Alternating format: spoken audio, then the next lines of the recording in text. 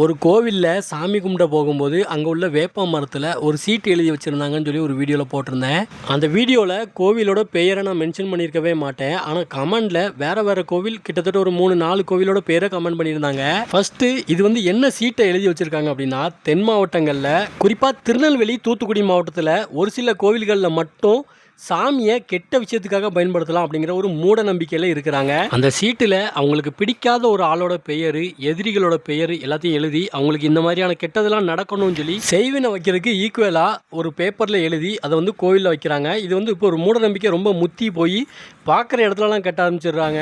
இதனால என்ன ஆகும் அப்படின்னா, ஒருத்தங்க கெட்டின இந்த சீட்டு கொஞ்ச நாள் கழித்து வந்து பார்த்தா அந்த மரம் ஃபுல்லாக சீட்டு மட்டும்தான் இருக்கும். அந்தளவுக்கு மக்கள் எல்லாருமே இதில் வெளியே புதுசாக ஒரு விஷயத்தை உருவாக்க ஆரம்பிச்சிருவாங்க. சீட்டு எழுதி கெட்டுறதா இருந்தால் தயவு செஞ்சு நான் நல்லா இருக்கணும், என் ஃபேமிலியில் எந்த பிரச்சனையும் வரக்கூடாதுன்னு சொல்லி உங்களுக்காக வேண்டிக்கிட்டு நீங்கள் சீட்டு எழுதி கட்டுங்க. ஆனால் அடுத்தவங்க நாசமாக போகணும்னு சொல்லி நீங்கள் வேண்டிக்கிட்டு கெட்டினீங்க அப்படின்னா அது இந்த கடவுளுக்கே பிடிக்காது. இது எந்த கோவிலாக இருந்தாலும் சரி, கோவிலில் போயிட்டு என்றைக்குமே நமக்காக மட்டும்தான் வேண்டணும், அடுத்தவங்க நாசமாக போகணும் அப்படிங்கிறதுக்காக வேண்டவே கூடாது. ஒரு சில கோவில்களில் மட்டும்தான் இந்த மாதிரி பண்ணுறாங்க. இந்த மாதிரி ஒரு 4-5 கோவில் வரைக்கும் இருக்குது.